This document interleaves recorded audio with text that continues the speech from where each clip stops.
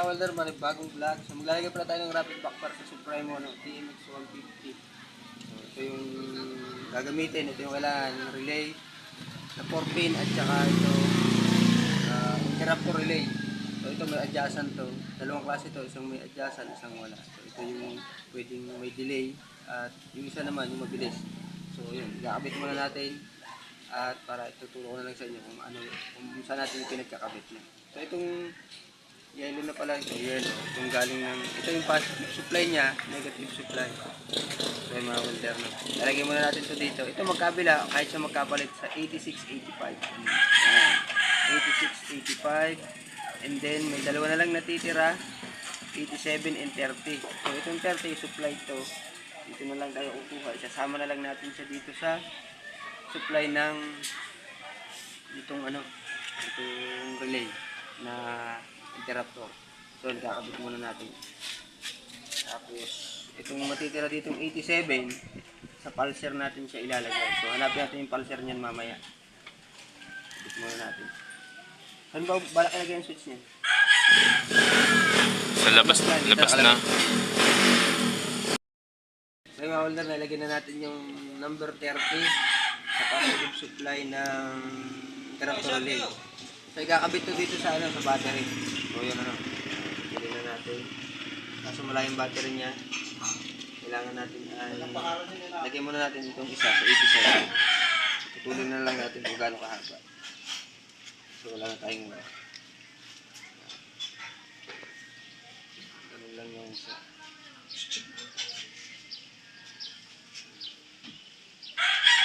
Tapos gamit na ito mamaya. Ito preparation na ng TMX Supremo.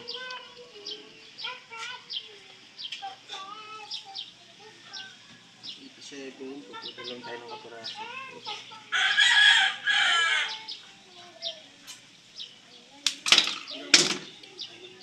Ha? Itong 87 ilalagay natin sa pulser. Bulungan mo lang. Pinakapagkaan ka ng bayan. Yung pulser nito ay dito. Lagyan natin dito ang pulser niya nitong green at blue. Lagyan natin. At TMX Supremo. Tapos lagyan natin yun dyan. Yan. Ito naman pagsasamahin na natin. Magkano kilo? 60. Ha? 60. Mariliit. Ha? Dati hindi mabili ang ganyan eh. Sasamahin lang natin. Pwede niya sa amin kanina sa Pukot. Hindi ba rin kaya? Oo, kulang ng panyera. Na, Balila. Yung mga lalaki na may ganyan na eh. Pero kung sabi, pabili. 300. 300. Oh, ano, bigay mo na. Ano? Wala. Tataklan mo ito kayo na. Magkano yan? 300. Ha? Dakit lang pala yan. Tuhulog ito sana. sa positive natin lalagyan. Yung huli ko sila eh, hindi lang ako sumama na. Baka ako yung tatapusin na. Sabi niya hindi ko tapat. Welder, lalagyan na natin ng switch. Lalagyan na natin siya dun sa pulser. No? Tapos may supply na rin. Lagyan na lang natin ng tape. Sabit na lang natin, i-cable tie natin dyan. Tatagtag na lang tayo ng wire para dito sa ground. So bali ang ginawa natin ay ground trigger. So ang switch na ay nanggagaling sa ground. No? Hindi positive. Tapos dumaan tayo sa fuse. Dumaan tayo sa fuse para in case na may troubleshoot mag-agad ng fuse. Sound check natin ito pagkatapos. Kailangan lagyan natin ng mga tape. Safe.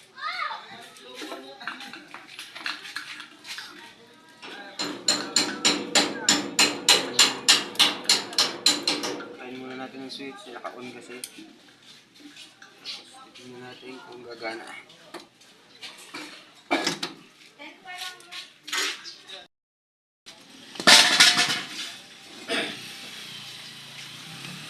Dito sarado na natin. Mabilis lang ito, mabilis ang paglalagay.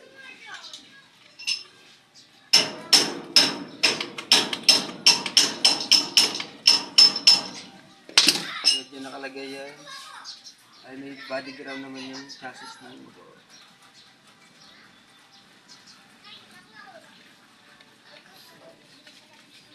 Tingnan natin kung nakachamba na naman tayo. So, wala tayo ng cable tie. Ano na lang yung gamit. Yan. Medyo hirap pa rin yan, duduk-dukotin. Hindi, abot na yun ang kamay. Nakatigil naman na ngayon pag nagpapaingay.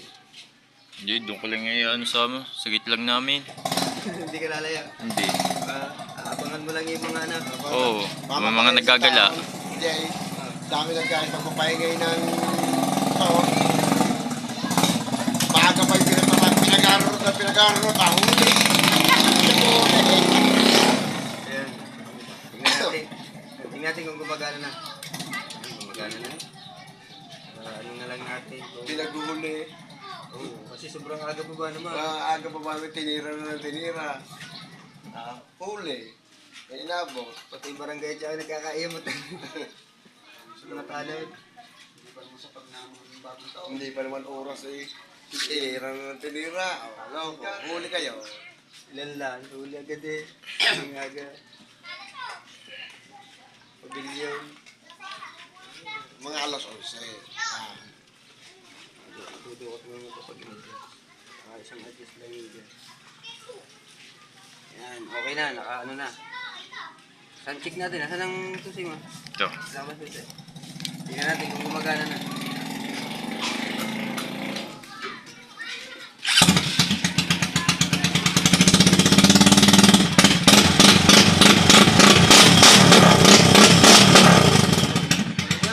Ha? Lakas.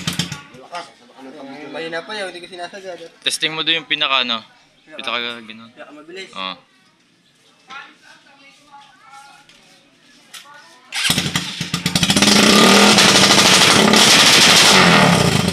Ayos na.